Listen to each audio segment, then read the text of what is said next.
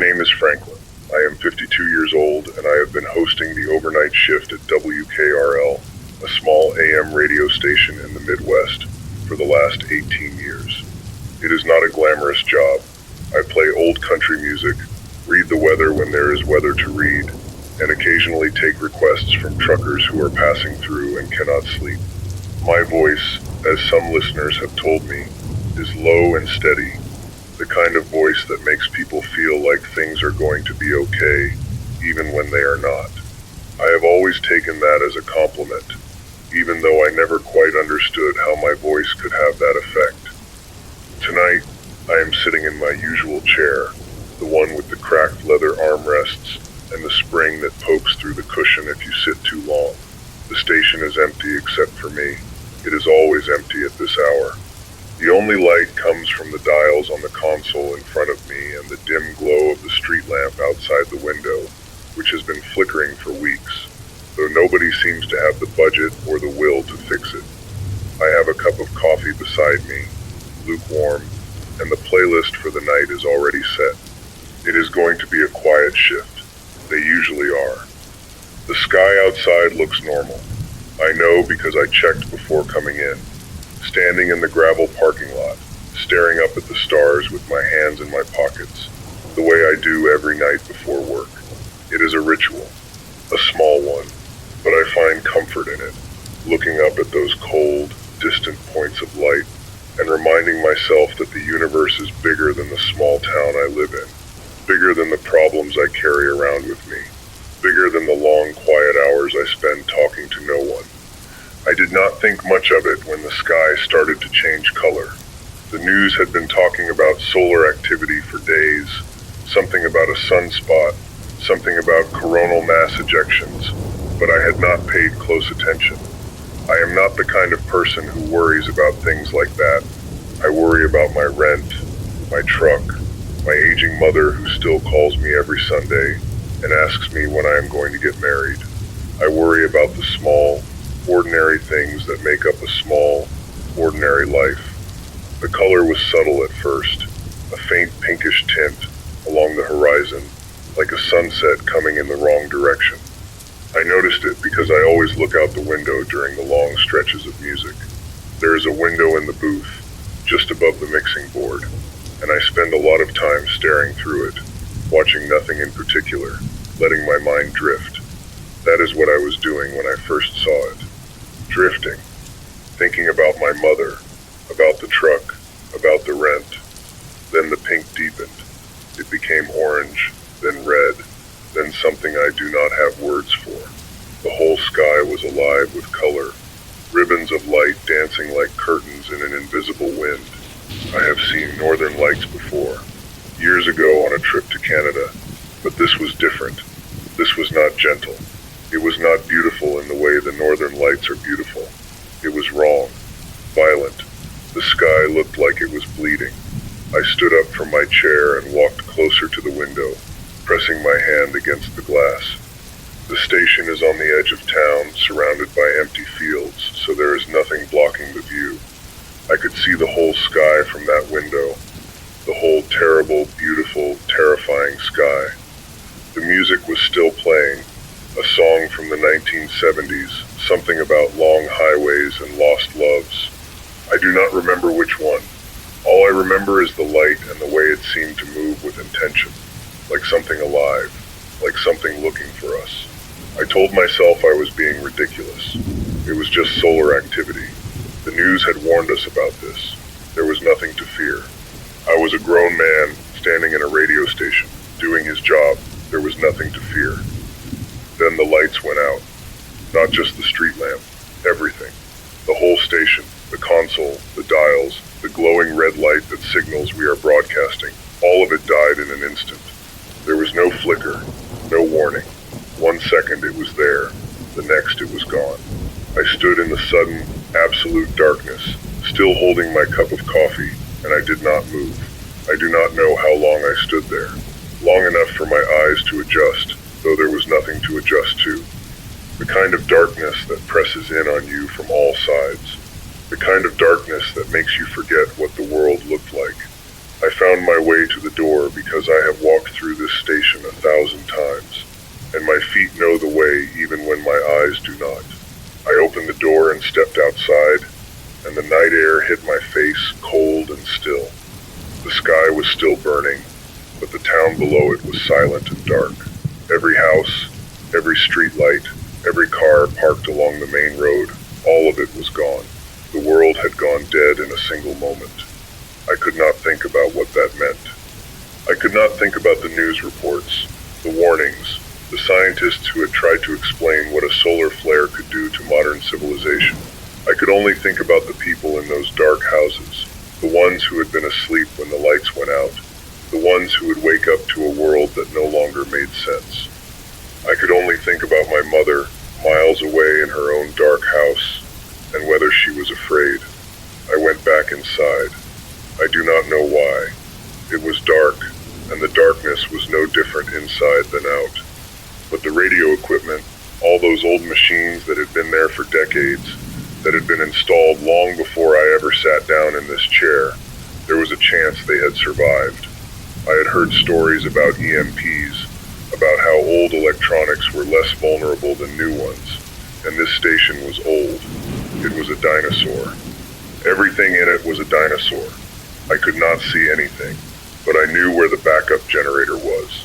It was in a small shed attached to the back of the building, ancient and rusty, probably installed when the station was first built in the 1960s. I had never used it. I had never even seen it run. But I remembered the instructions the previous owner had given me years ago, a rambling man named Harold who had retired to Florida and never looked back.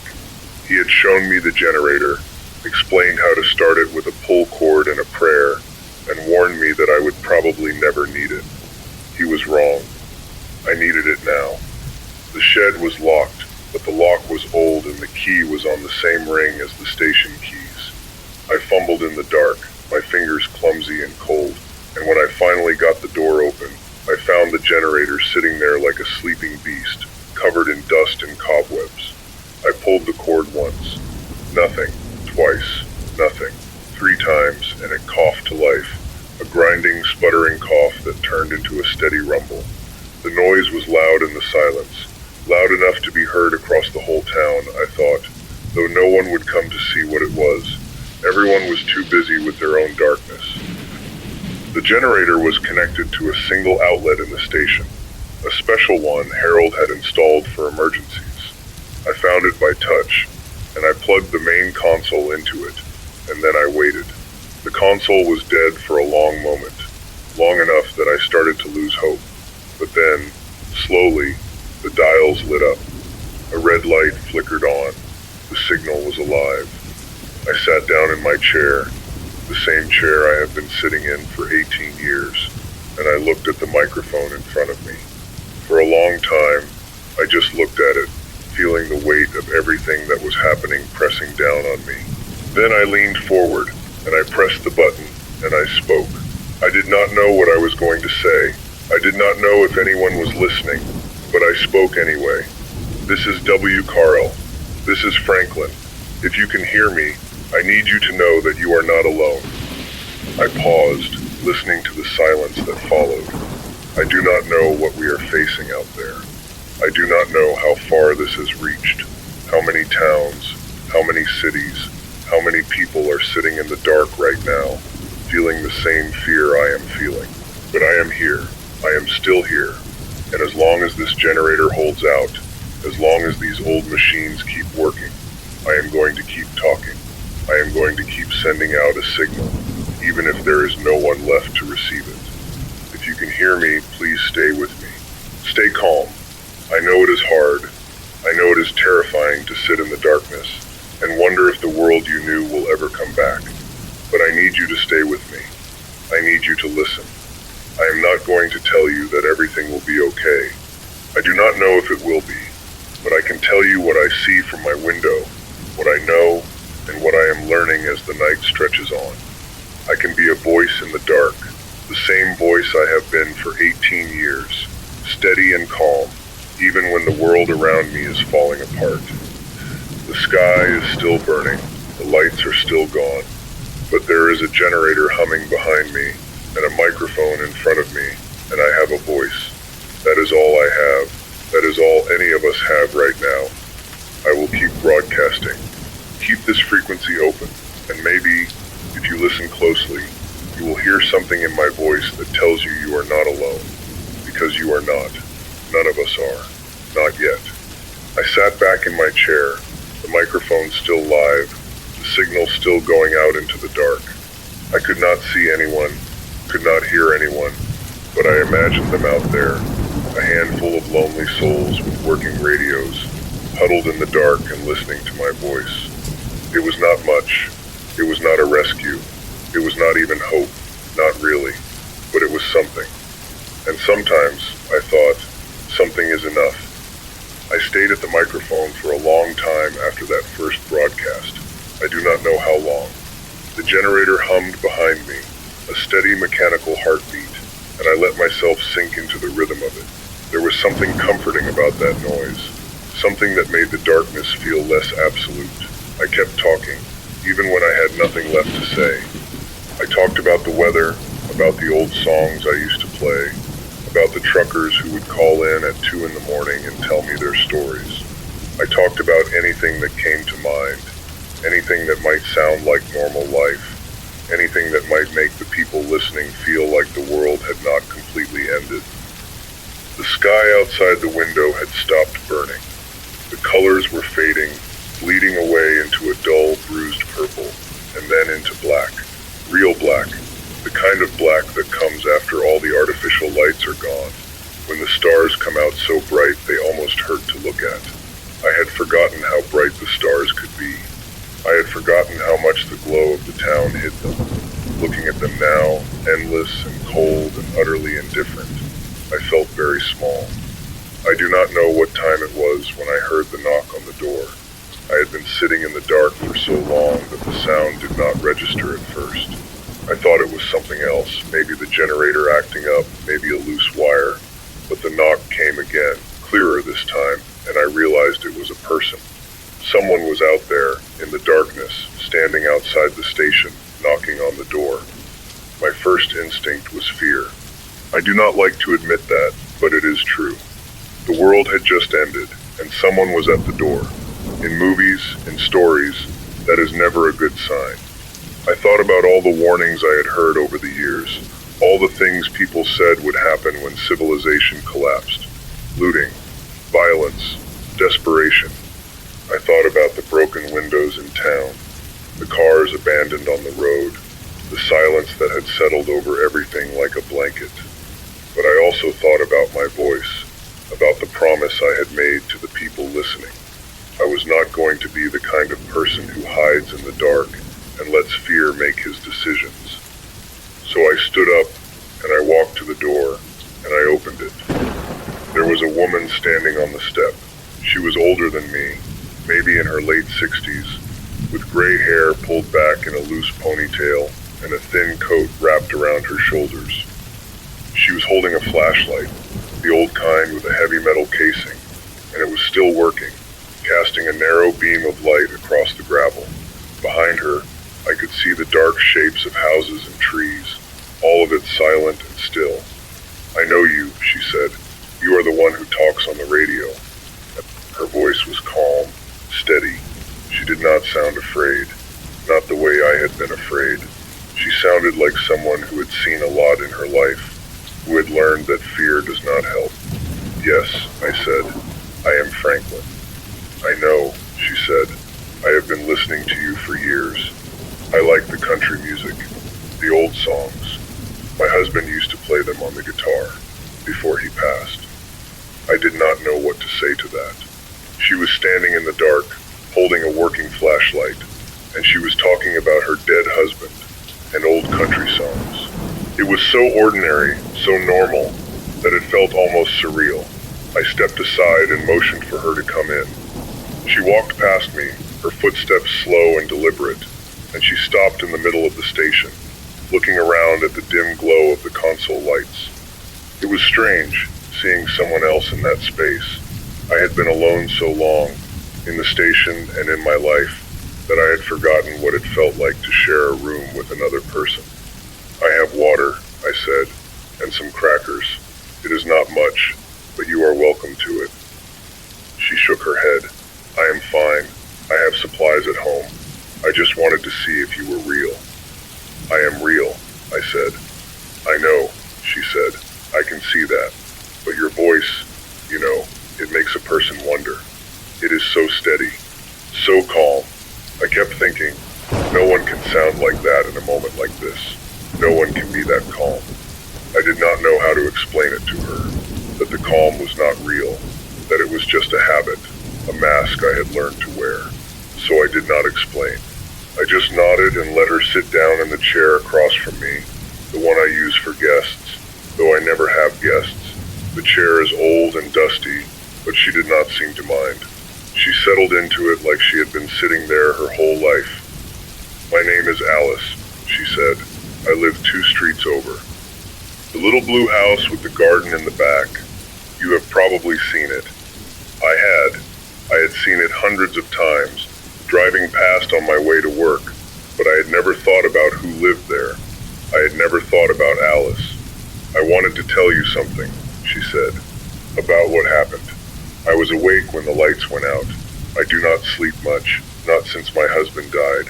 I was sitting in my living room, reading by the window, and I saw the sky change. I saw the colors. I thought it was beautiful, at first. I thought it was one of those natural things, auroras and whatnot. But then the lights went out, and I knew it was not beautiful. It was something else." She paused, looking down at her hands. They were old hands, lined and worn, the hands of a woman who had worked hard her whole life. "There was a man," she said, "a neighbor. He was in his yard when it happened, trying to get his car started. I saw him through the window. He kept trying the key, over and over, like he thought it would eventually work. I wanted to tell him to stop, to come inside, to wait it out, but I did not. I just watched him." She stopped again. Her voice was still calm, but there was something underneath it now, something sad. "He is still out there," she said. "He has not moved. I think he does not know what else to do. He just sits in his car, staring at the dashboard." I did not know what to say.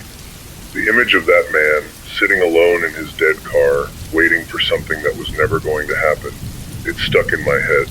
I thought about all the people out there, all the thousands of people in the town and the millions beyond it, all of them sitting in their own darkness, not knowing what to do next. "You did the right thing," I said, "coming here, coming to talk to someone."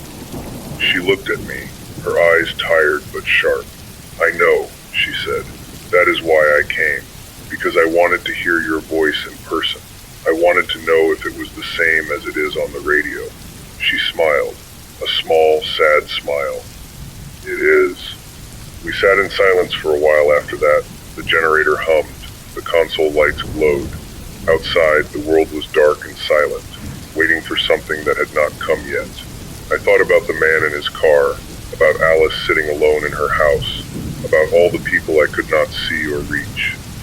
I thought about how strange it was that in the middle of all that silence, the thing that had survived was a voice, my voice, a sound that had no weight, no substance, just words moving through the dark.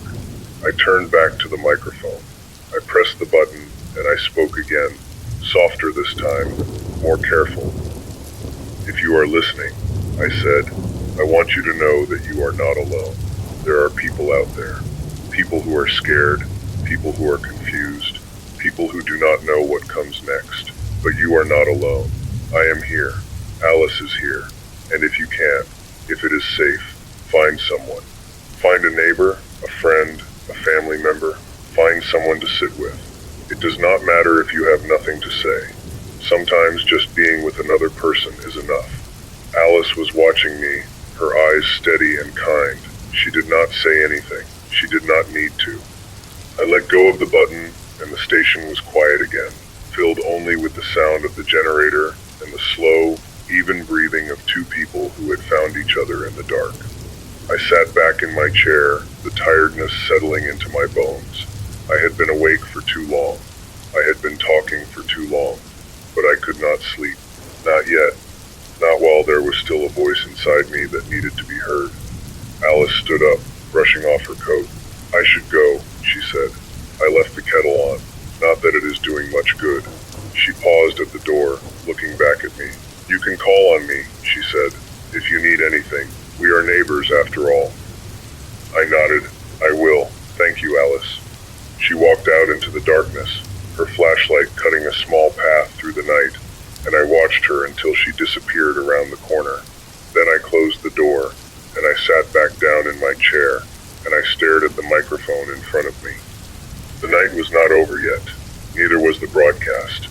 There was still a long way to go, and I had no idea what was waiting for me out there.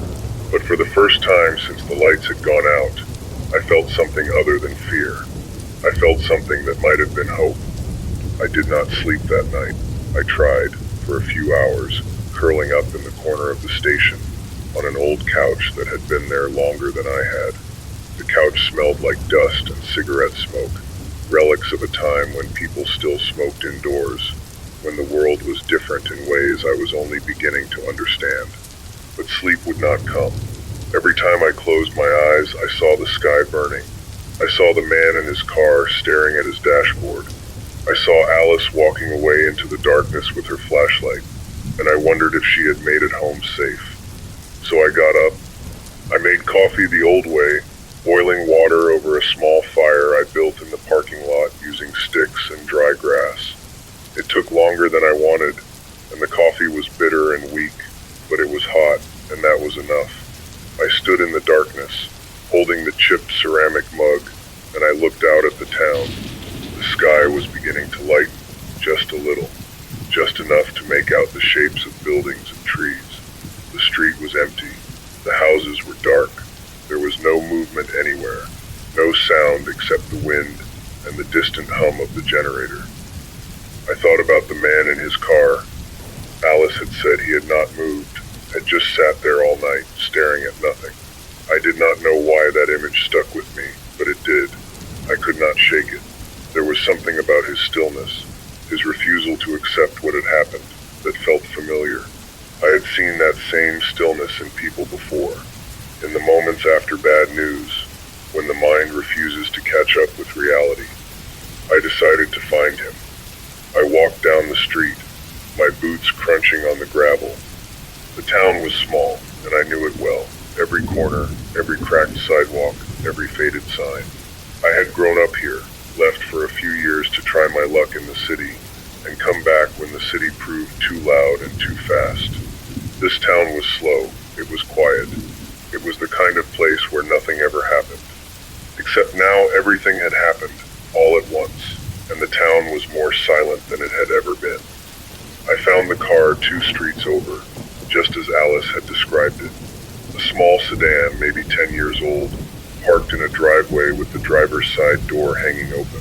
The man was still inside, sitting in the driver's seat, his hands resting on the steering wheel. He had not moved. He had not closed the door. He was just sitting there, staring ahead, his face expressionless in the gray light of early morning. I walked up to the car slowly, making sure he could see me. I did not want to startle him. I stopped a few feet away and cleared my throat. "Hello?" I said. He did not respond. He did not even blink.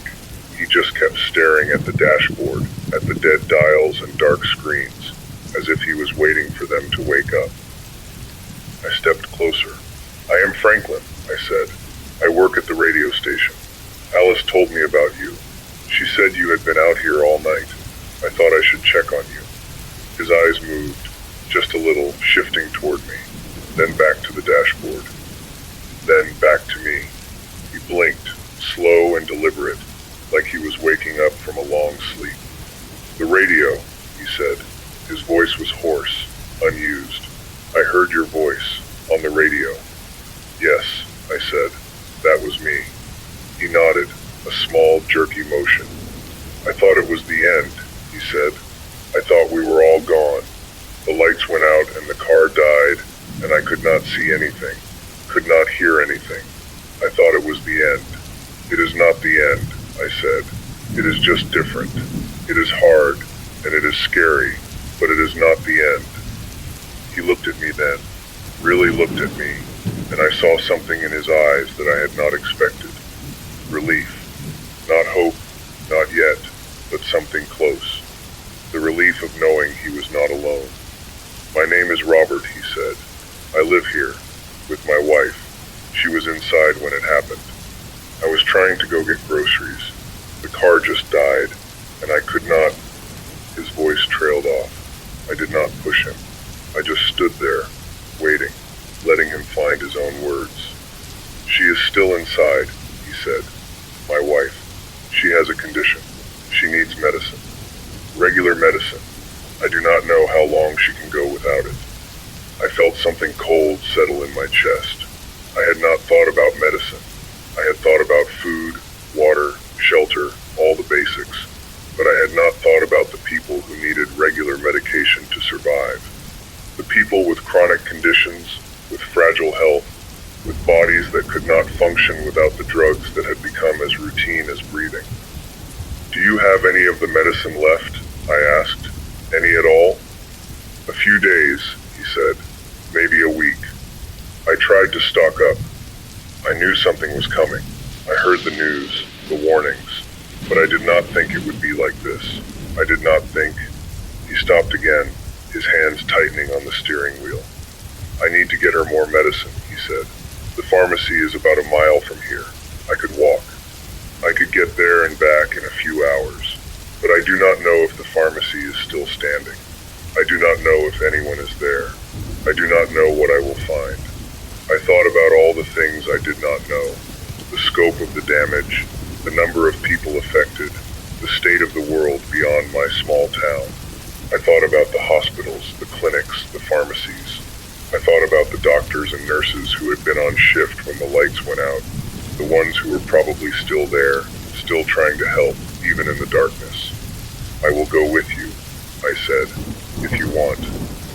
I have a flashlight. I know the way." Robert looked at me, his eyes wet.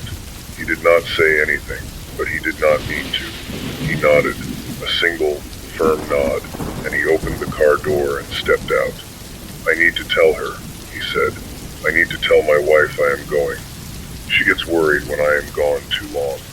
I waited while he went inside. He was only gone a few minutes, but those minutes felt long. I stood in the driveway, looking at the dark houses, the empty streets, the sky that was slowly, stubbornly lighting up. The sun was coming. The sun always came. It was one of the few things I still trusted. When Robert came back out, he was carrying a small bag. "Water," he said, "and some snacks, just in case." "Good," I said. "Let us go."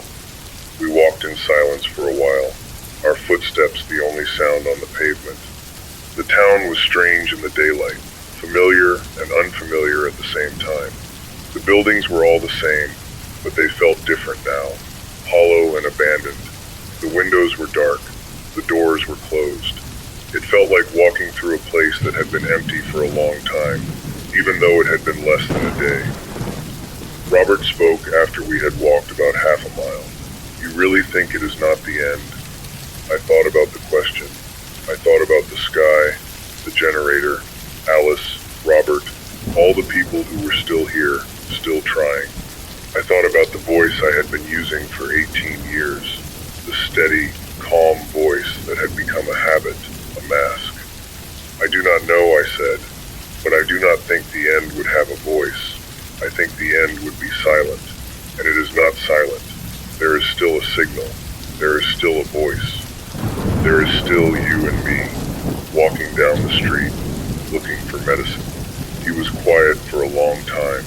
Then he said, "I heard you on the radio. When it first happened, I was sitting in the car, and I thought I was the only one left. But then I heard your voice, and I knew I was not." "That is why I am talking," I said, "so people know they are not the only ones." We reached the pharmacy a few minutes later. The building was dark, like everything else, but the door was unlocked. I pushed it open, and the smell of antiseptic and old paper hit me, familiar and strange. The shelves were still stocked, still organized, but they looked different in the dim light. like artifacts from a world that no longer existed. Robert went straight to the back, to the prescription counter. I waited near the front, keeping watch, though I did not know what I was watching for. The street outside was empty. The town was empty. We were the only ones moving. When Robert came back, he was holding a small paper bag. I found it, he said. Enough for 2 weeks, maybe more. That is good, I said. That is really good. He nodded, but there was something in his eyes that I did not recognize. Something anxious, something worried. I do not know what comes after 2 weeks, he said. I did not have an answer for him. I did not have an answer for myself.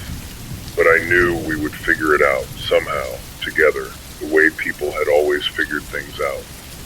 One day at a time, I said. That is all we can do. We walked back to his house in the growing light, and I left him at his door with the medicine in his hands. He thanked me, his voice thick with emotion, and I told him it was nothing. But it was not nothing. It was everything. It was the only thing that mattered, the thing that had always mattered, the thing I had been learning all my life without knowing it.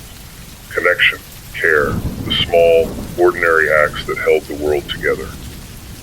I walked back to the station, the sun rising behind me, and I thought about all the people out there who still needed to hear a voice.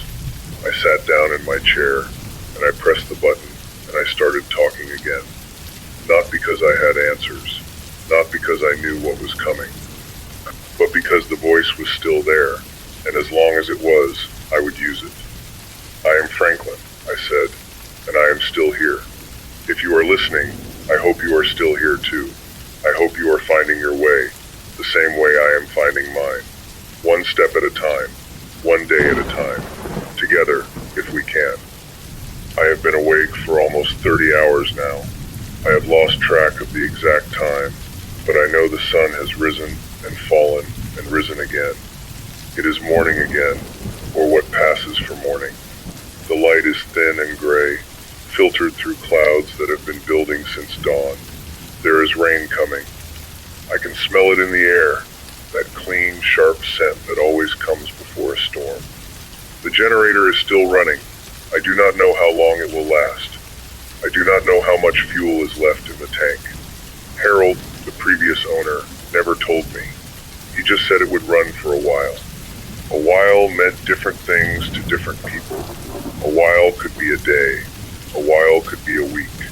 A while could be an hour from now, when the engine would sputter and die and leave me sitting in the dark with nothing but my voice and the memory of all the voices I had lost. I have been making a list. It started as a way to keep my mind busy, a way to fight the exhaustion that was pressing down on me. I found a pad of paper and a pen in the back office, and I started writing down everything I knew, everything I had seen, everything I had been told. It was not a long list. The world had become very small, very quickly. Alice, who had walked through the dark to find me. Robert, who had spent the night in his dead car, waiting for a miracle that would not come. The pharmacy, still stocked, still accessible, at least for now. The water, still running in some places, but I knew that would not last. The food, whatever people had in their homes, whatever could be scavenged from the empty stores. The fuel, finite and precious, the lifeblood of the generator, and the old vehicles that had survived. I looked at the list, and I felt the weight of it settling on my shoulders. There was so much we did not know, so much we could not prepare for. I folded the paper and put it in my pocket, a small anchor against the chaos. The rain came a few hours later. I heard it before I saw it, a low rumble in the distance, growing louder as it moved across the fields. Then it hit the station, a sudden, drumming downpour that beat against the roof and the windows and the gravel outside. I watched it from the booth, the water streaming down the glass, blurring the world into shades of gray and green. I thought about the people who were out in this rain, the people who had left their homes, looking for safety, looking for supplies, looking for anything that might help them survive. I thought about the children, the elderly, the sick, all of them exposed to the weather without shelter, without warmth. I thought about the man I had seen in his car, and I wondered if he had made it back to his wife, if she had taken her medicine, if they were huddled together somewhere, waiting for the storm to pass. I made a decision. It was not a big decision, not the kind that would change the world, but it was the only decision I could make. I was going to keep broadcasting, keep sending out my voice into the rain, into the dark, into the silence. I was going to be the signal that kept the world connected, even if only in the smallest way. I pressed the button and spoke. This is W. Carl. This is Franklin. It is raining out there. I hope you are all staying dry, staying safe, staying warm. I know it is hard. I know it is cold and wet and dark. But the rain will pass. The rain always passes. I have been watching the sky, and I can see patches of blue breaking through the clouds to the west. The storm will move on, and the sun will come out. It might not fix everything. It might not bring back the power, but it will be warm, and we can be grateful for that. I stopped, listening to the rain hammering against the roof. I thought about what else I could say, what might help, what might make a difference. I want to talk about something, I said. Something that has been on my mind since this all started. I have been thinking about the small things, the things we used to take for granted. A hot cup of coffee in the morning, a light that turns on when you flip a switch, a refrigerator that keeps your food cold, a phone that connects you to anyone you want to talk to. All those little things, they are gone now.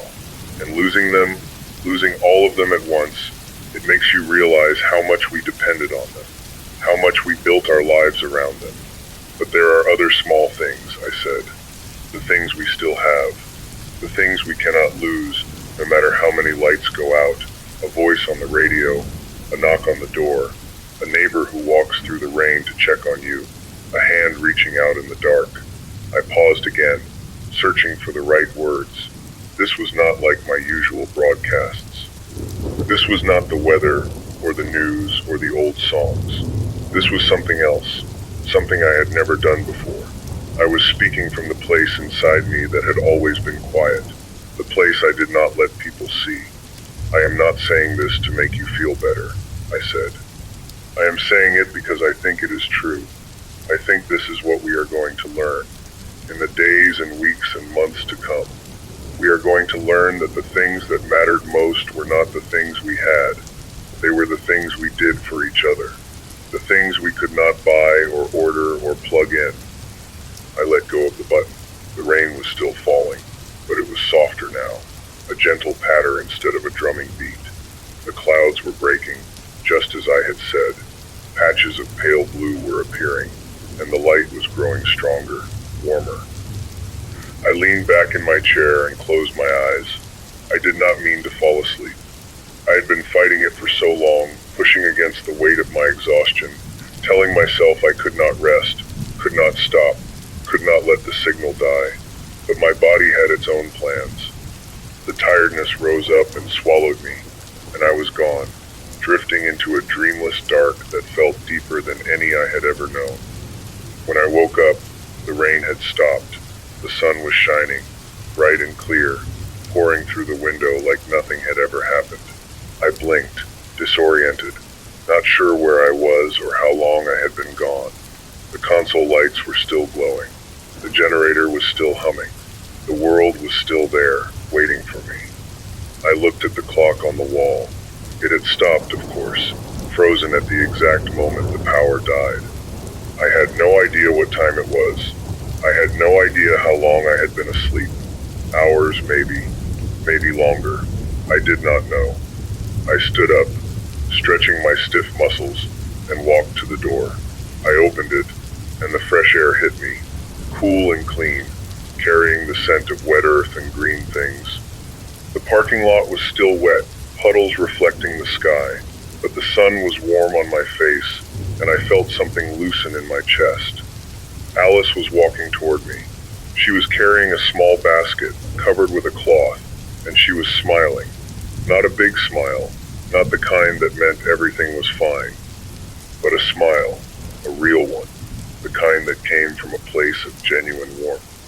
"I brought you something," she said, holding out the basket. "I was up early, and I had some time, and I thought you might be hungry." I took the basket and lifted the cloth. Inside were rolls, fresh and warm, still steaming. I looked at her, surprised. "How did you make these?" I asked. "You do not have power." "I have an old stove," she said, "the kind that runs on gas. It is old, like everything else, but it still works. I figured I might as well use it."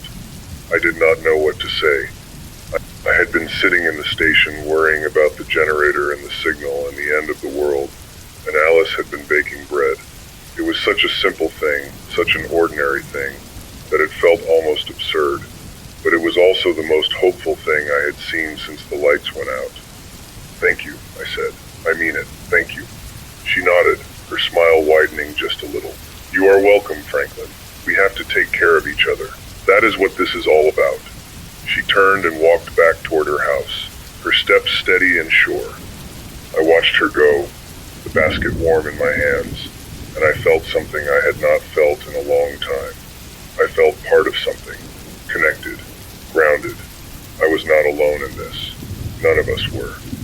I went back inside, the rolls still warm, the signal still alive. I sat down in my chair and looked at the microphone. There was so much I did not know, so much I could not fix, but I could do this. I could keep talking. I could keep reaching out. I could keep being the voice that reminded people they were not alone. I pressed the button. "This is Franklin," I said. "The sun is out now, and the rain is gone, and I am sitting here with a basket of fresh rolls from a neighbor who walked through the storm to bring them to me. I do not know what comes next. I do not know if the lights will come back on, but I know there are still good people out there, good people who are doing the best they can, and I think that is worth remembering.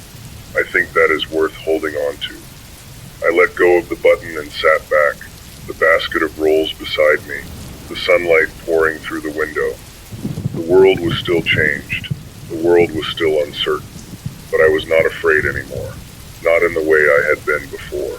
I was just here, doing what I could, reaching out into the silence with nothing but my voice and my hope and the stubborn certainty that even in the worst of it, we had each other. The morning after the rain, something shifted. I cannot explain it exactly, but I felt it in the air, in the way the light fell through the window, in the way the silence seemed less heavy than it had been. The town was still dark, still quiet, but there was a sense of movement now, a sense that people were beginning to stir, to emerge from their homes, to look around and see what was left. I had been broadcasting for almost 2 days. My voice had become a constant, a steady presence in the background of whatever life people were trying to piece together. I did not know how many listeners I had. I did not know if anyone was still tuning in, but I kept talking, kept filling the silence with words, because that was the only thing I knew how to do. The first person to come to the station after Alice was a young man named Marcus.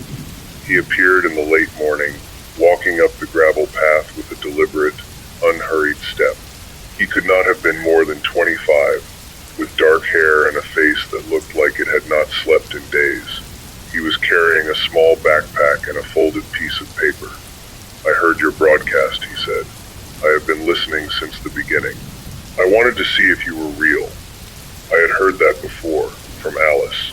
I wondered how many people were out there, sitting in the dark, wondering if my voice was real, or just a trick of their exhausted minds. "I am real," I said. "Come in." He stepped inside, looking around the station with curious eyes. "I have been trying to find other people," he said. "I have been walking through town, knocking on doors. Some of them are empty, some of them are not. The people who are still here, they are scared. They do not know what to do." I nodded. I knew that fear. I had felt it myself, in those first hours when the lights went out and the world went silent. "I have been thinking," Marcus said, "about what we need to do, about how we can survive. We cannot just sit in our houses, waiting for something to happen. We need to organize. We need to share what we have. We need to start planning for the long term." He was right. I had been so focused on the broadcast, on keeping the signal alive, that I had not thought about the practicalities. The food, the water, the shelter, the things that would keep us alive when the generator finally died. I have a list, I said, of what we know, what we have. It is not much. He took the paper I offered him and scanned it quickly. This is a good start, he said, but we need to know more. We need to know how many people are here, what resources they have, what skills they bring.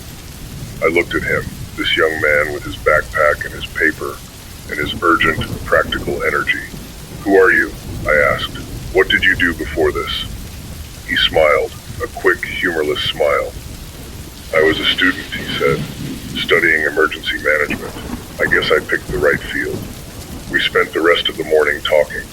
Marcus had already started making his own list, a detailed inventory of the houses he had visited, the people he had spoken to, the supplies they had reported. He had a mind for details, for systems, for the kind of organized thinking that was going to be essential in the days ahead. We need to find a central location, he said. Somewhere we can gather, share information, distribute resources. Somewhere safe. What about the station? I asked. It is already a gathering point. People know where it is.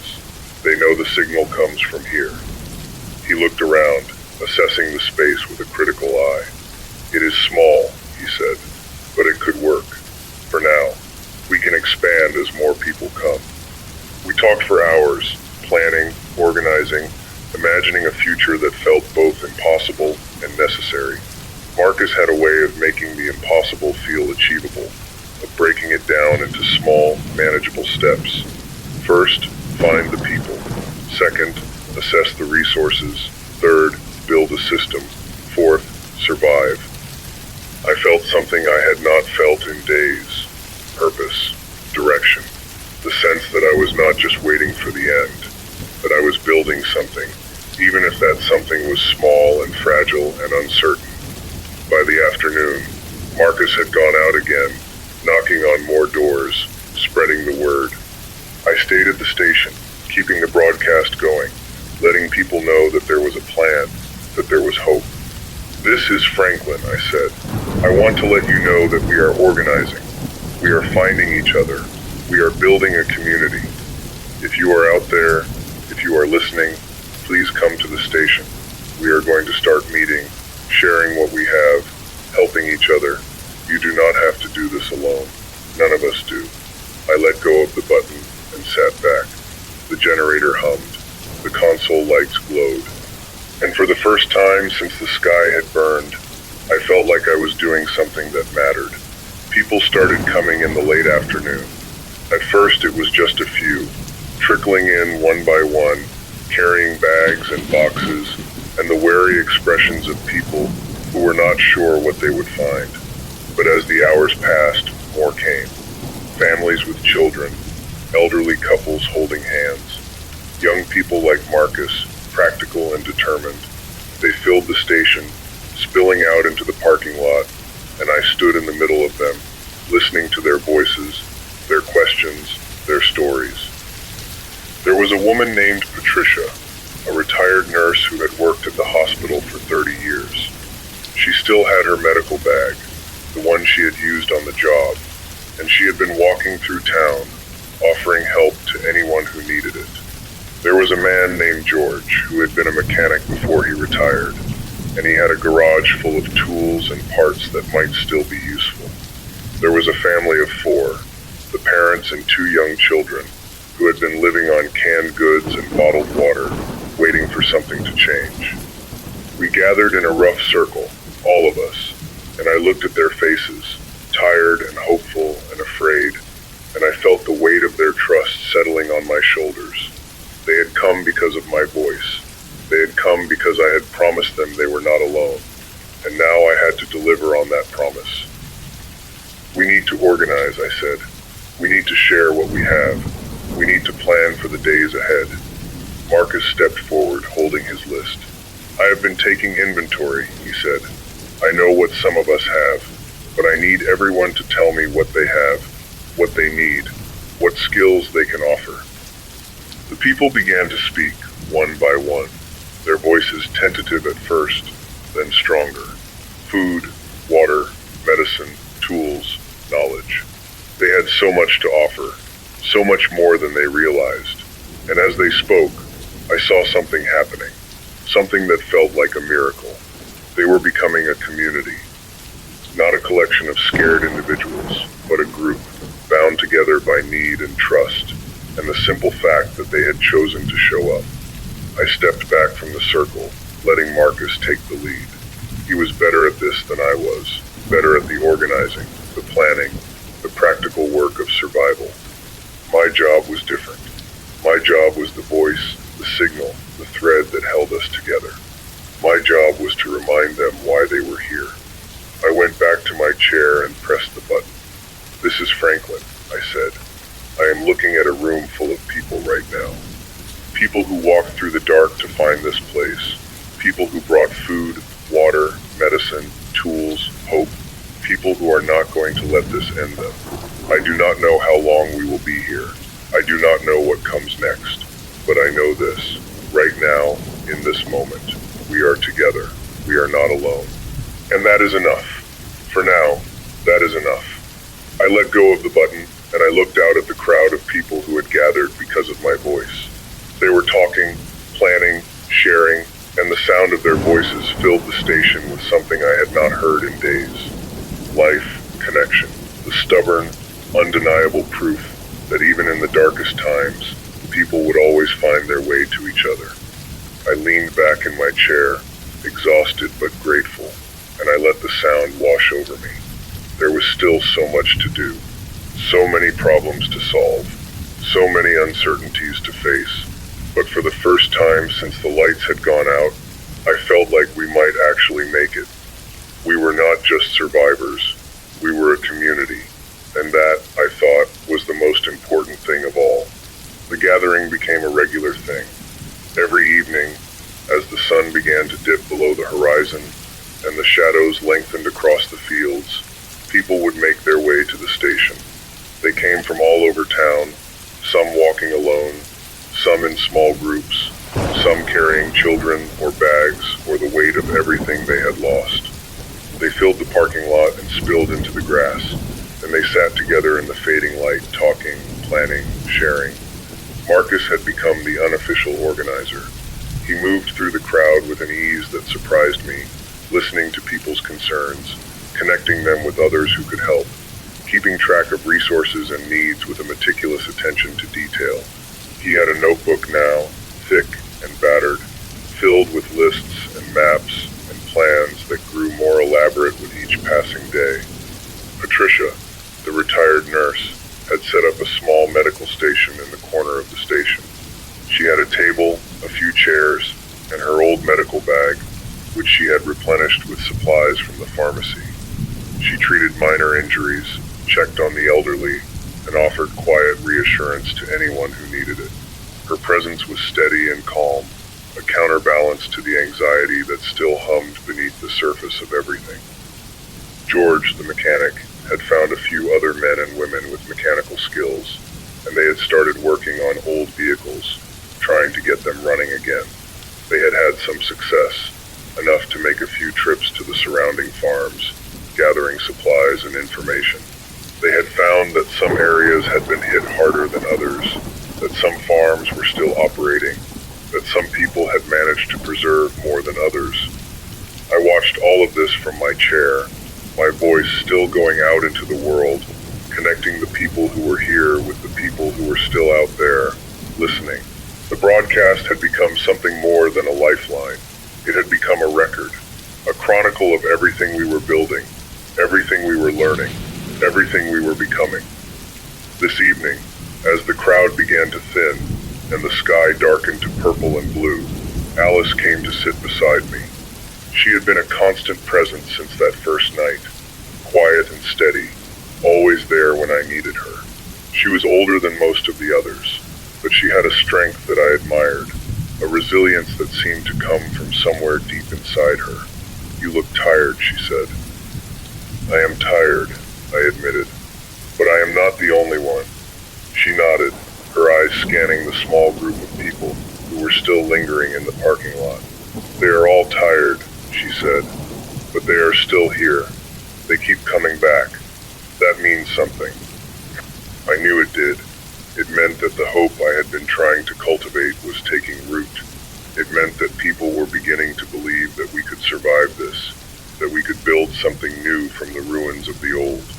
"I have been thinking," I said, "about what comes next. We have food for now, water for now, shelter for now, but we need to think longer term. We need to think about the winter." Alice was quiet for a moment. "I know a little about growing things," she said. "My husband and I had a garden. It was not much, just a few vegetables, some herbs, but I know the basics. I can teach others." I looked at her, surprised. "You never mentioned that." She smiled, a small, sad smile. "There are a lot of things I never mentioned. My husband and I, we kept to ourselves. We did not think anyone was interested in our little garden, our quiet life. But now, I think those quiet things might be the most important things of all." I nodded, thinking about all the quiet things people had carried with them, the skills and knowledge they had never shared because they did not think it mattered. The nurse who had retired but still kept her medical bag, the mechanic who had spent a lifetime fixing things, the gardener who had grown vegetables for years and never told anyone. "We need to find out what else people know," I said, "what other skills they have. We cannot afford to let those things stay hidden." Alice agreed. "I will help," she said. "I will talk to people, find out what they can do. We will build a list, same as Marcus has for supplies." She stood up, her joints creaking slightly, and walked back into the crowd. I watched her go, this woman who had appeared in the dark with nothing but her flashlight and her calm, steady presence. I thought about all the things she had carried with her, all the things she had never shown anyone, and I wondered how many other people were out there, carrying hidden strengths, waiting for the moment when they would be needed. That night, I broadcasted differently. I did not talk about the weather or the plans or the resources. I talked about the things people carried, the things that were not visible, not measurable, but still mattered. "This is Franklin," I said. "I have been thinking about all of you out there, the ones who are listening, the ones who are trying to find their way. I know you are scared. I know you are tired. I know you are carrying weight that feels too heavy to bear. But I also know that you are carrying other things, things you might not even realize you have. The skills you learned from your parents, the knowledge you picked up along the way, the strength that comes from surviving hard times. You might think those things do not matter anymore. You might think they are useless in a world without power, without convenience. But they are not. They are the most important things you have." I paused, letting the words settle.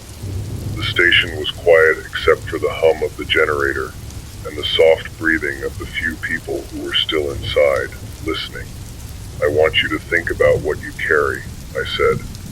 "Not the things in your hands, but the things in your heart, the things that make you who you are, the things that might help someone else, the things that might help all of us.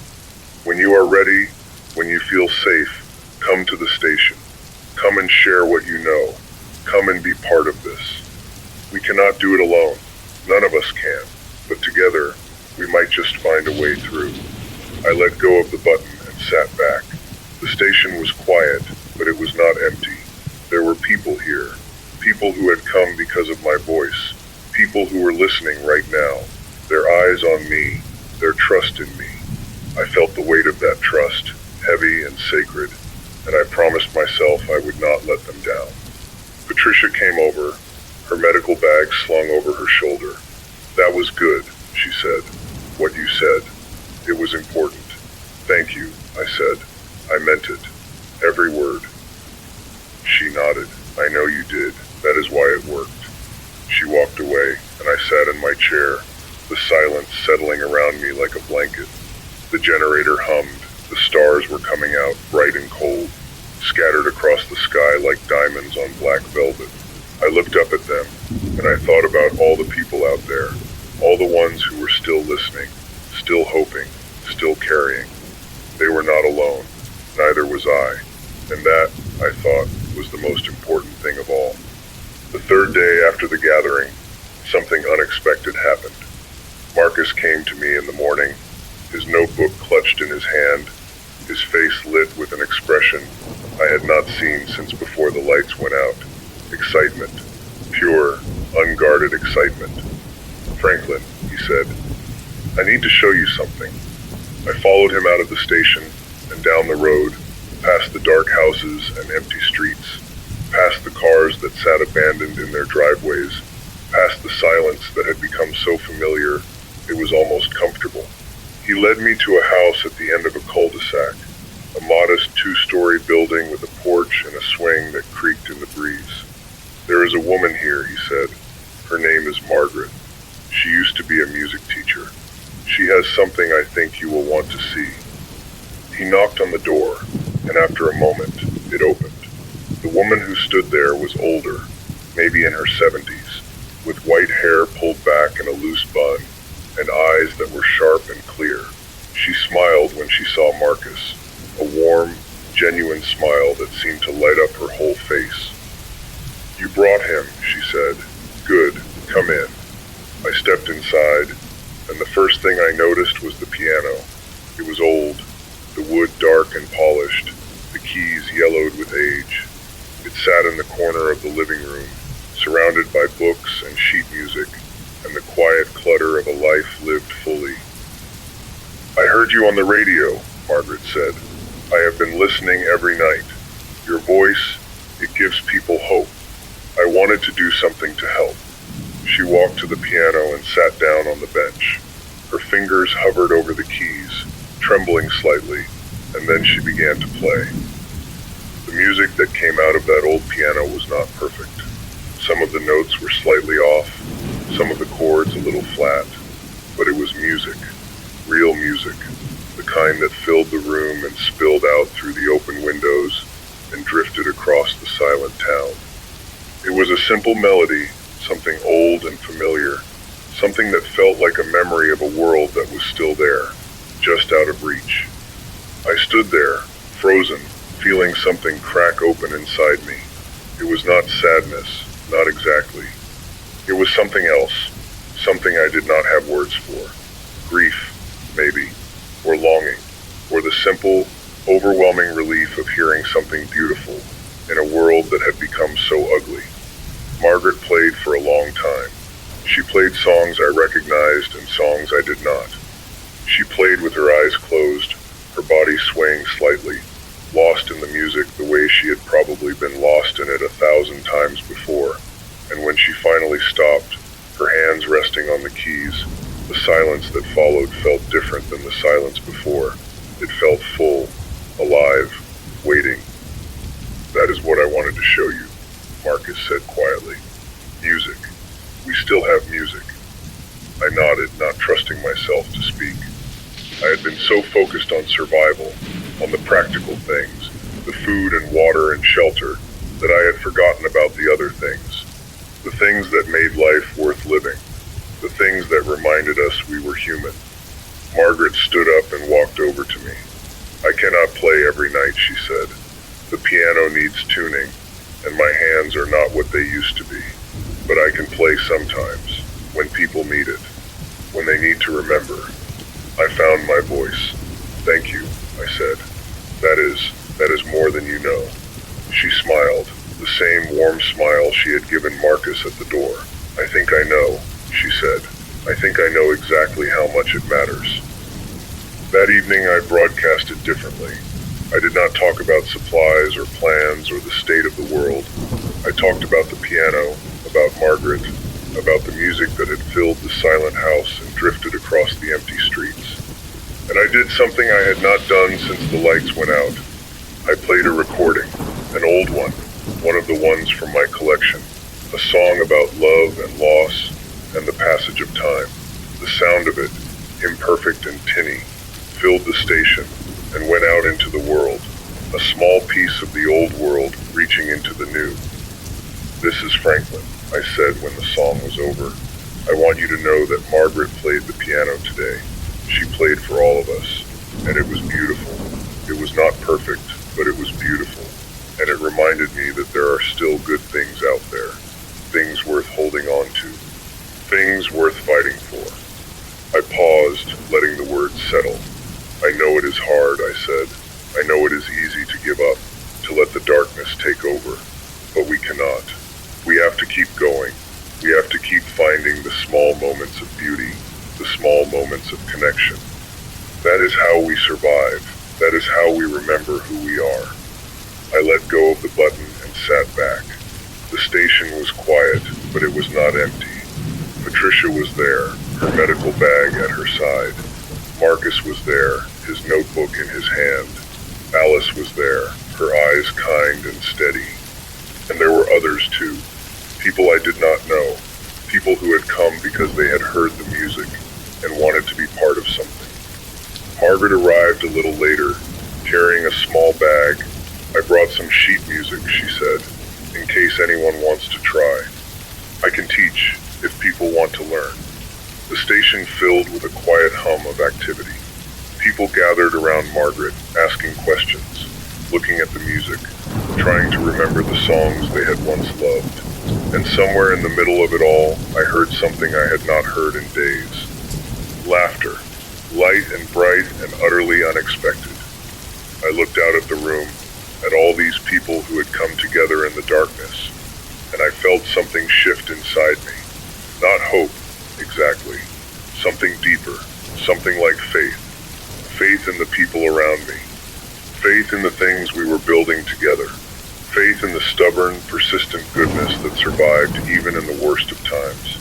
I walked over to Marcus, who was standing in the corner, watching the scene with a small smile. "You did this," I said. "You found her. You brought her here." He shook his head. "I just opened a door. She was the one who walked through it." I looked at him, this young man with his notebook and his plans and his unshakable belief that we could build something new. "You are wrong," I said. "You did more than that. You reminded us that there is still beauty in the world. That is not a small thing." He was quiet for a moment, his eyes on the crowd. "I do not know if we are going to make it," he said. "I do not know if any of us are going to make it, but I know we are not going to stop trying. That has to count for something." "It does," I said. "It counts for everything." I went back to my chair and sat down. The station was full of voices, full of music, full of the sound of people reconnecting with each other, and with the parts of themselves they had thought were gone. I pressed the button on the microphone and I spoke one last time for the night. "This is Franklin," I said. "The music is playing. The people are here. And for a little while everything feels a little bit lighter. I do not know what tomorrow will bring, but tonight we have each other, and that is enough."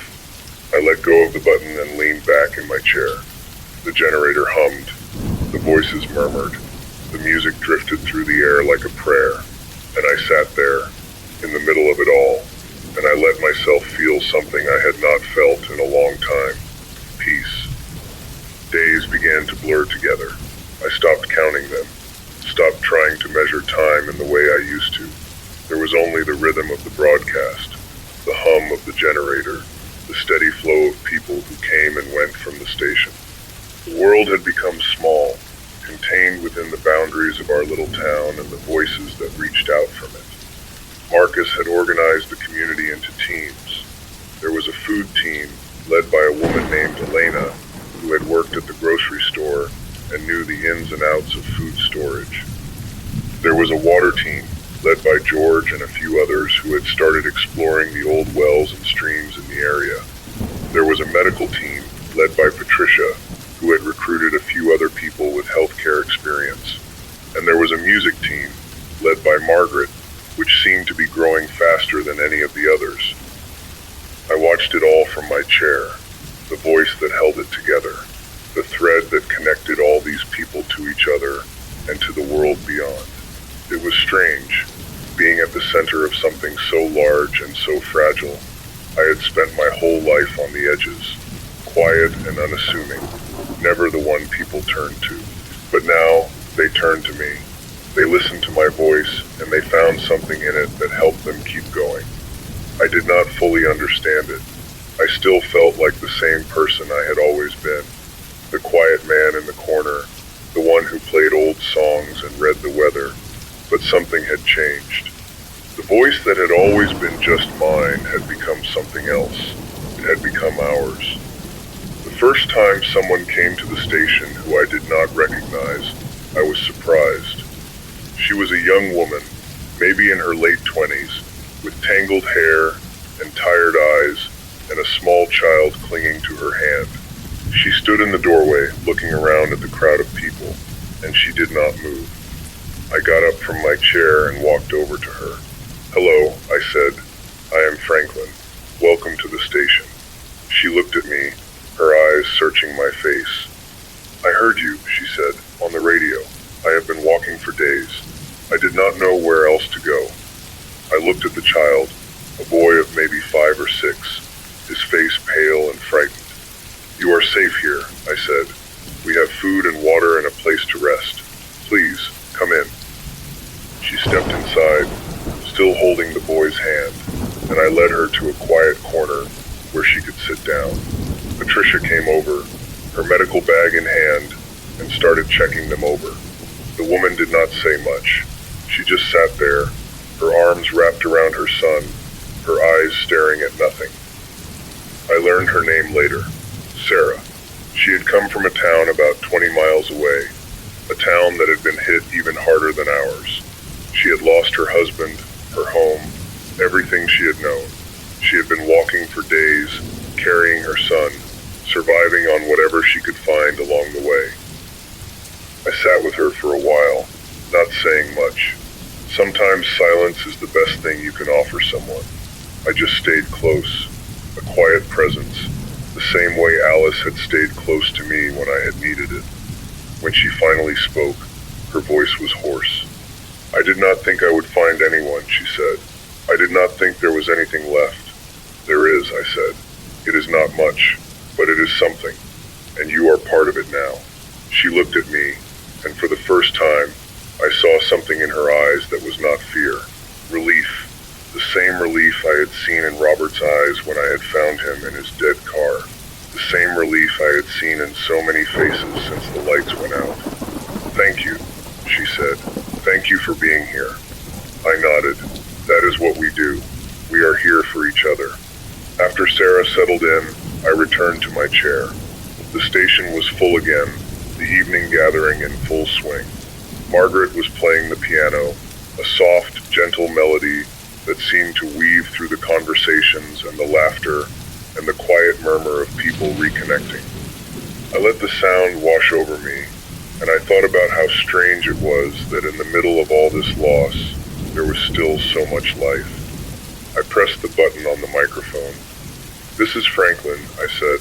"I want to tell you about someone who came to us today. Her name is Sarah, and she walked here from a town 20 miles away. She carried her son on her back, and she kept walking, even when she thought there was nothing left to find. She found us. She found this place, and she is safe now." I paused, letting the words sink in. The station was quiet, the people listening, their faces turned toward me. "There are others out there," I said. "Others who are walking, searching, hoping to find something. If you are out there, if you are listening, please know that we are here. We are small, and we are not perfect, but we are here, and we will not turn anyone away." I let go of the button and sat back. The music was still playing, the voices still murmuring, the generator still humming. The world was still changed, still uncertain, still fragile, but we were still here, still together, still finding our way.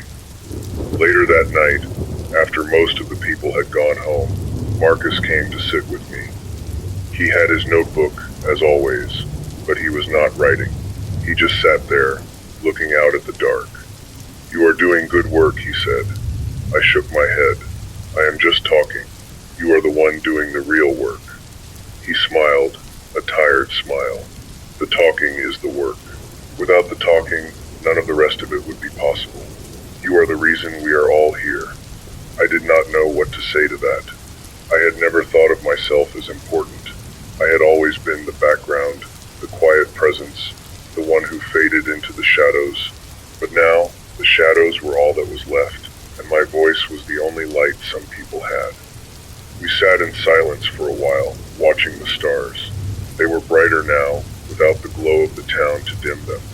The sky was a deep, endless black, scattered with points of light that seemed close enough to touch. "Do you think this is it?" Marcus asked. "Do you think this is how it ends?" I thought about the question. I thought about Sarah, walking for days with her son on her back. I thought about Robert, sitting in his dead car, waiting for something that would not come. I thought about Alice, baking bread in the dark. I thought about Margaret, playing the piano for a room full of strangers. "No," I said. "I do not think this is how it ends. I think this is how it begins." He looked at me, his eyes searching my face. "What do you mean?" "I mean that we are building something," I said. "Something new. It is not the old world. It will never be the old world. But it is still a world. And we are making it together, one day at a time." He was quiet for a long time. Then he nodded. A slow, deliberate nod. "I think you are right," he said. "I think you are right." He stood up and walked away, his notebook tucked under his arm. I watched him go, and then I turned back to the microphone. The night was still young, and there was still so much to say. "This is Franklin," I said. "The stars are out tonight. They are bright and cold and beautiful. And I am looking at them, and I am thinking about all of you out there. All of you who are still listening, still hoping, still finding your way. You are not alone. None of you are alone. We are all here, under the same sky, looking at the same stars. And that has to mean something." I let go of the button and leaned back. The music was still playing, the voices still murmuring, the generator still humming, and I sat there, in the middle of it all, and I let myself feel something I had not felt in a long time. Gratitude. The generator began to falter on the 12th day. I noticed it first in the quality of the hum, a subtle unevenness that I might have missed if I had not been listening so closely. It was like a heartbeat gone slightly arrhythmic, a slight hesitation between each pulse. I stood in the back room, my hand resting on the metal casing, and I felt the vibrations change. It was still running, still doing its job, but something was wrong. I did not tell anyone at first. I did not want to cause panic, did not want to add another fear to the weight we were all already carrying. But I knew I could not keep it to myself for long. The generator was the heart of everything we had built. Without it, there would be no broadcast, no signal, no voice reaching out into the dark. Without it, we would be cut off from each other, isolated in our own small silences. George came to me that afternoon. He had been working on the old vehicles, getting a few of them running, making trips to the surrounding farms. He had a grease-stained face and a knowing look in his eyes. "I heard the generator," he said. "It is not sounding right." I nodded. I noticed it too. I do not know how long it will last. He walked past me, into the back room, and I followed him. He knelt down beside the generator, listening, his hands moving over the metal, as if he were reading a language only he could understand. "Fuel line is clogged," he said. "It has been running on old fuel, probably sat in the tank for years. There is sediment. It is going to keep clogging until we clean the whole system. Can you fix it?" He looked up at me, his expression unreadable. "I can try, but it is going to take time, and if I shut it down to work on it, we will lose power for a while." I thought about the broadcast, about the people who were listening, about all the voices that had come to rely on mine. Losing power, even for a few hours, felt like losing a lifeline. "How long?" I asked. "A day, maybe more. It depends on what I find when I open it up." I made a decision. I would wait. I would keep the generator running as long as it could, and I would use that time to prepare. I would tell the people, explain the situation, ask for their patience. And when the time came, we would face the silence together. That evening, I gathered everyone at the station. The crowd was larger now than it had been at the start, people from all over the town and beyond. They looked at me with expectant eyes, waiting for me to speak. I had become their voice, their connection, the thread that held them together, and now I had to tell them that the thread might be about to break. I have some news, I said. It is not good news. The generator is failing. George is going to try to fix it, but we are going to lose power for a while. Maybe a day, maybe longer. The broadcast will go silent. There was a murmur, a ripple of anxiety that moved through the crowd. I held up my hand, and they quieted. I know this is scary, I said. I know the broadcast has become important to all of us. But I need you to remember something. The broadcast is not the only thing holding us together. We are holding each other together. The voice is just the sound of that. If the voice goes silent, we will still be here. We will still have each other. Alice was the first to step forward. We will be fine, she said. We have food, water, shelter. We have each other. A few days without the radio is not the end of the world. Margaret nodded. I can still play the piano, she said. The music does not need electricity. One by one, others spoke up. Offers of help, words of encouragement, small gestures of solidarity. The fear did not disappear, but it was tempered, held at bay by the knowledge that they were not alone. That night, I stayed up late, broadcasting until the generator began to sputter in earnest. I did not want to go silent without saying goodbye, without letting the people out there know that I would be back. This is Franklin, I said. I am going to have to sign off for a while. The generator needs repairs, and we need to take care of it. But I will be back. I promise. Until then, take care of each other, take care of yourselves, and remember, you are not alone. You are never alone. I let go of the button. The generator coughed, sputtered, and then fell silent. The silence that followed was absolute. No hum, no vibration, no sound at all. The station was dark, the console lights dead. I sat in my chair, my hands resting on the arms, and I listened to the quiet. It was not the same quiet that had followed the initial event. That quiet had been full of shock and disbelief. This quiet was different. It was the quiet of waiting, of holding our breath, of hoping for something that might not come. George came in the morning. He brought tools and a few other people who had mechanical experience, and they set to work on the generator. I stayed out of their way, watching from a distance, feeling useless and anxious. The station was quiet, the town was quiet, the world was quiet, and I had never felt more aware of how much I depended on that hum, that constant, reassuring vibration that told me everything was still working.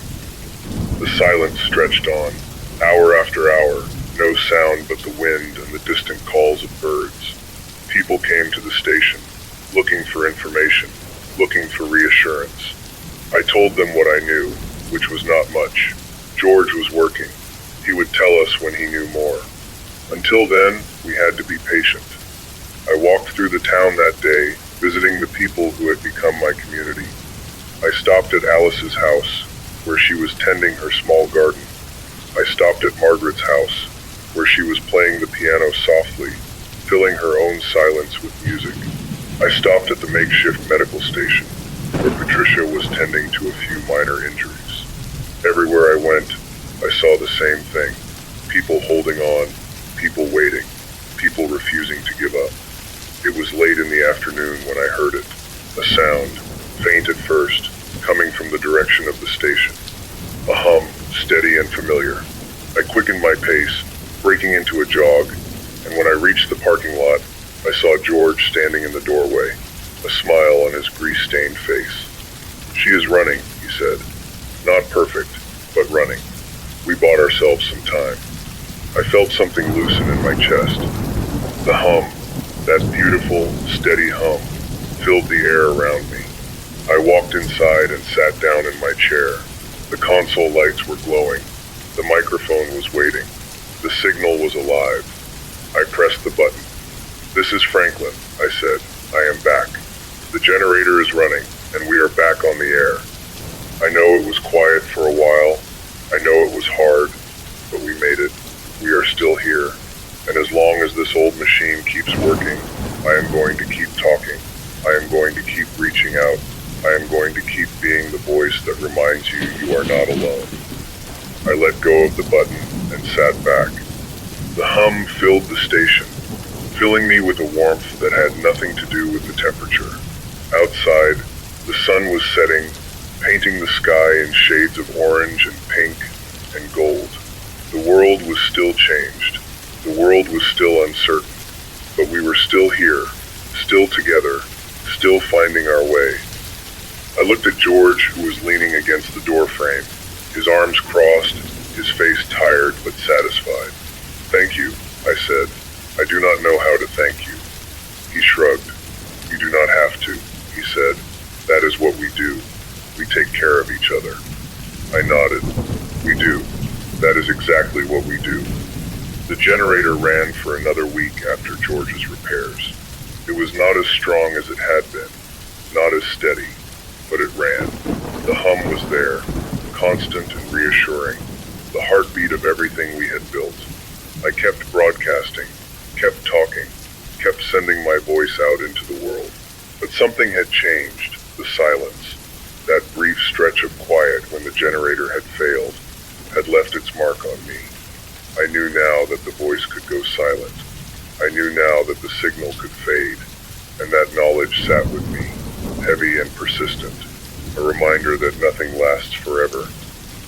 Marcus came to me one evening, his notebook in his hand, his face thoughtful. "I have been thinking," he said, "about what comes next. The generator is not going to last forever. We need to prepare for that." I nodded. I had been thinking the same thing. "What do you suggest?" "We need to find a way to keep the broadcast going," he said, "even without power, even without the generator." I looked at him, puzzled. "How?" He opened his notebook and showed me a page filled with diagrams and notes. "I have been talking to some of the older people in town," he said. "People who remember how things were before electricity. They told me about crystal radios. Simple things powered by the signal itself. They do not need batteries or electricity. They just need a good antenna and a bit of wire. I had heard of crystal radios. They were ancient technology, relics of a time when radio was new and mysterious. But I had never seen one, never used one. I did not even know how they worked. "Can we build one?" I asked. Marcus smiled. "We already have. George helped me. It is crude, and the signal is weak, but it works. We can broadcast on a low frequency, just enough for people in the area to hear. It is not much, but it is something." I felt a flicker of hope, small but persistent. The broadcast would not end. The voice would not go silent. Even when the generator died, there would be a way to keep talking, keep reaching out, keep connecting. "You are remarkable," I said. "You know that?" He shrugged, the same self-deprecating gesture I had seen from him so many times. "I am just doing what needs to be done. That is all any of us are doing." That night, I broadcasted differently. I talked about the crystal radio, about the plans Marcus and George had made, about the future we were building. I talked about the things we had learned, the things we had lost, the things we had found. And I talked about the voice, the one that had become so central to everything we were doing. "This is Franklin," I said. "I want to talk about something important tonight. I want to talk about the voice. Not my voice, not any single person's voice. The voice we have all found, the one that connects us, the one that reminds us we are not alone. The world is quiet now. It has been quiet for a long time, but there is still a voice in the dark, a sound that reaches out and finds us, that holds us together when everything else falls apart. That voice is not mine. It is ours. It is the sound of people refusing to give up, refusing to let go, refusing to let the silence win." I paused, listening to the hum of the generator, the soft murmur of the people gathered around me. The station was full, as it always was, but tonight there was a different energy in the room, something quieter, deeper, more solemn. I do not know how long we will be here, I said. I do not know how long the generator will run, or how long the broadcast will last, but I know this. The voice will not go silent. Even when the generator dies, even when the signal fades, there will still be a voice in the dark. It will be quieter, maybe. It will be harder to hear, but it will be there. Because we will put it there. We will find a way to keep it alive. I let go of the button and sat back. The room was quiet, the people watching me with eyes that held something I had not seen in a long time. Peace, acceptance, the quiet certainty that we were going to be okay, no matter what came next. Alice came to sit beside me, her hand resting on my arm. That was beautiful, she said. What you said, it was exactly what we needed to hear.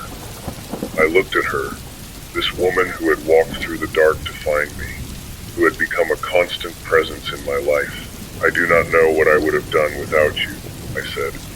She smiled, the same warm smile she had given me that first night.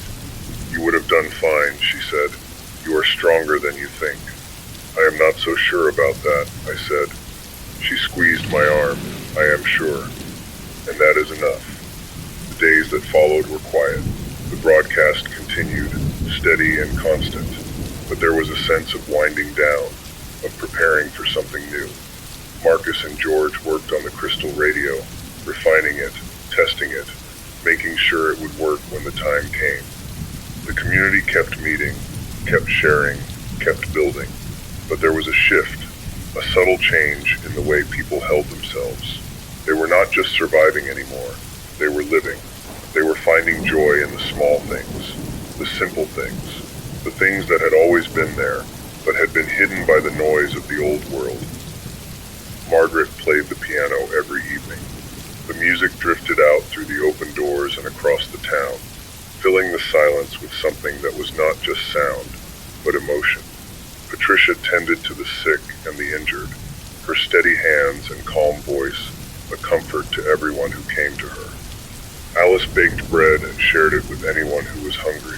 Robert, the man I had found in his dead car, had become a regular at the gatherings, his wife beside him, her medicine safely stored in a small bag she carried everywhere. And I kept talking.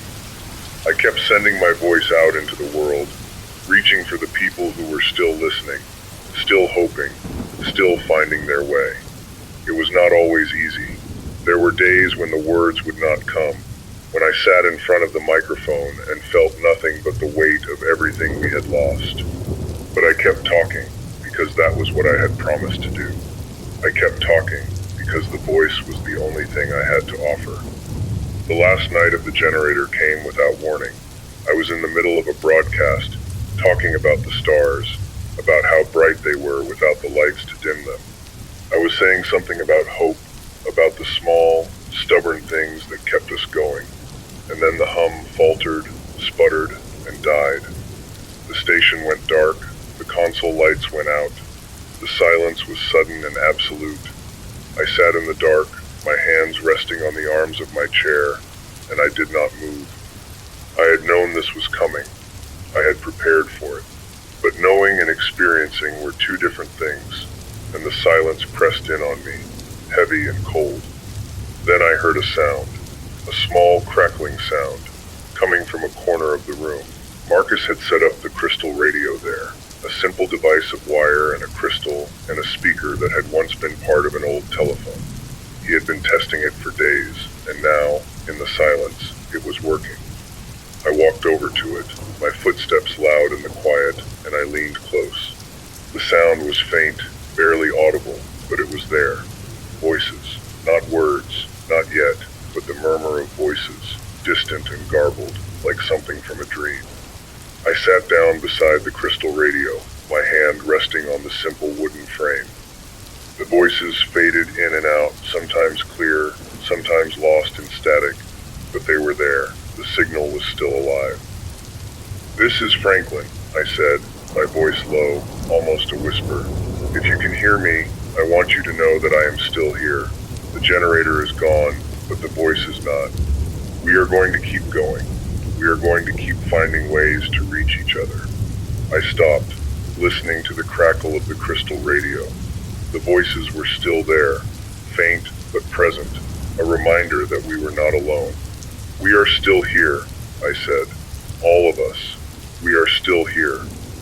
I sat there for a long time, listening to the voices, letting them wash over me. The world had changed. The world would keep changing, but the voice was still there, quiet and persistent, reaching out into the dark. And that, I thought, was enough. That was everything.